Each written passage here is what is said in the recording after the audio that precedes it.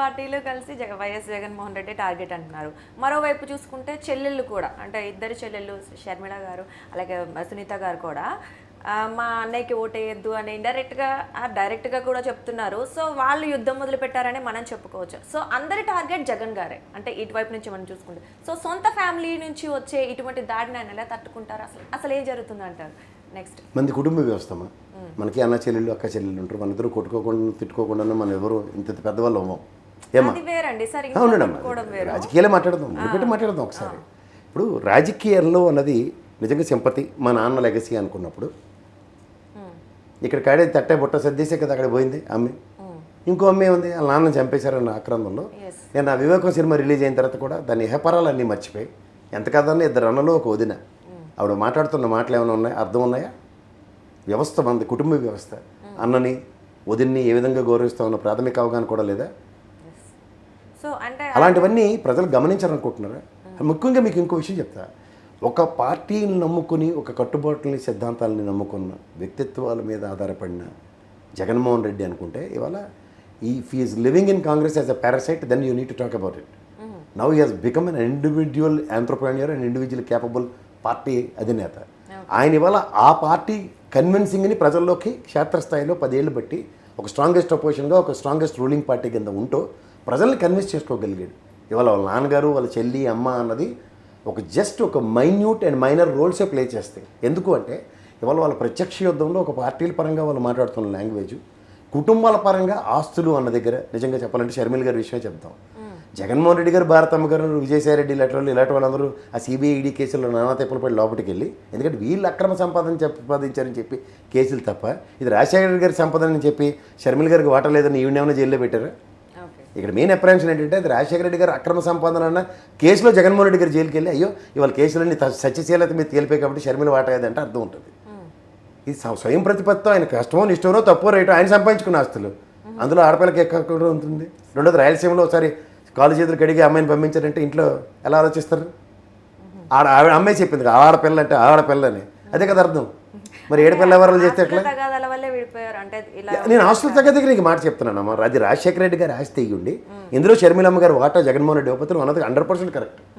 But ఈ ఆస్తులని అక్రమంగా సంపాదించడం జగన్మోహన్ రెడ్డి మీద కేసులు పెట్టి ఆయన జైలు పెట్టి అలా ఆవిడని తిప్పలు పెట్టి CBI case A1, A2, A4, A14 అని అన్ని కోర్టులు అంపట ఇవాళ సిబిఐ స్టేలు, నెక్స్ట్ ఈడీ కేసులు మీ స్టేలు అని చెప్పి అందరూ అవహేళన చేస్తూ ఈ మధ్యలో షర్మిలమ్మ మాట అంటే ఆ కేసులతో కూడా భాగం 16 నెలలు 8 నెలలు ఈ అమ్మాయి కూడా ఉంటుందా? అయితే 16 నెలలు కూడా ఈ అమ్మాయి కలిసి కూర్చుంటుందా? అయితే రాబోయే రోజు వచ్చే రిప్రికేషన్స్ అండ్ కాన్సిక్వెన్సెస్ ఈ అమ్మాయి కూడా ఫేస్ చేస్తుందా? She has to answer it back. అలా ఆయన మైనింగ్లు చీఫ్ మినిస్టర్ రాగానే మైన్లన్నీ సంతకాలు ఎట్టిమని వెనకాల పడితే నీ మైన్లకు నమస్కారం రా బాబు, నేను వీళ్ళు పక్కెళ్ళి ఆడుకో, ఆ ప్రభు బోధనలోనే బాగానే చేస్తావు కదా, వీళ్ళు బోధించుకో అని చెప్పాడు. ఇక్కడ ఇంకో రెండో ఆయనకి వచ్చిన ఇళ్ళరకంలోడికి ఇంకో బాధ ఏంటి? సౌభాగ్యం గారు అల్లుడు వివేకం గారు రెండో భార్య ఉంది, వాళ్ళ కొడుకు ఉంది, ఆస్తి అంతా ఆవిడ రాసి ఇచ్చేస్తారని చెప్పి ఆ పనికి మన దస్తగిరి గారిని ఇచ్చి చంపించేశారు. ఇప్పుడు మాట ఇటు తిరిగి ఎన్నిసార్లు చెప్పినా వీళ్ళ చుట్టూ తిరుగుతుందని చెప్పి అది అవినాష్ రెడ్డి గారు పెట్టారు. ఇదంతా లోడ ఏబీ వెంకటేశ్వర గారు బోల్ దగ్గర పెట్టి మొదటి పోలీస్ రిపోర్ట్లను ఉంటే నేను ఎన్నిసార్లు ఎస్టాబ్లిష్ చేశాను. Even I challenged CBI Ram Singh also, if you really look in my, ఇప్పుడు కూడా నేను మళ్ళీ ఛాలెంజ్ చేస్తాను. తలుపులు బద్దలు కొట్టుకుని లోపలికి ఒక రాబరీ చేసి ఒక కాన్స్పిరసీ అండ్ బ్రూటల్ మర్డర్ చేశారు. ఈ రెండింటికి సుధా సింగ్ మేడం ఆనాటి CBI officer she has established.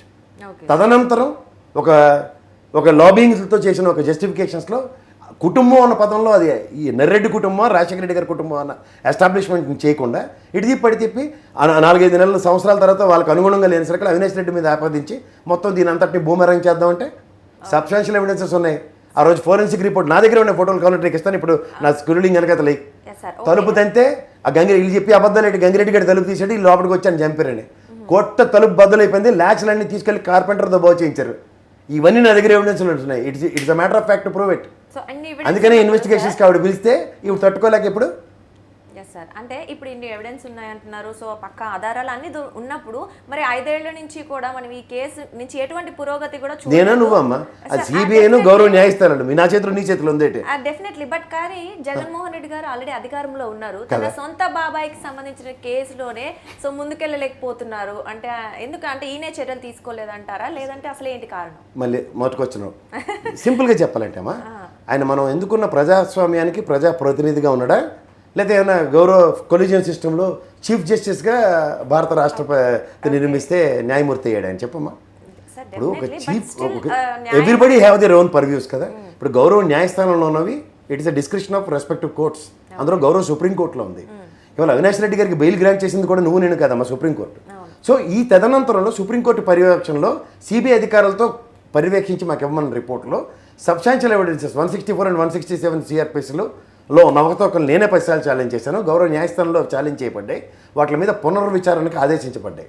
ఈ పునర్విచారణ ఆదేశించే ప్రాసెస్లో ఇవాళ సునీత గారిని, వాళ్ళ ఆయన గారిని, వాళ్ళ పెద్దబావని వీళ్ళందరినీ విచారించిన తర్వాత ఇచ్చే అవుట్కమ్ మీద ఈ న్యాయం అన్నది పరిరక్షించబడింది.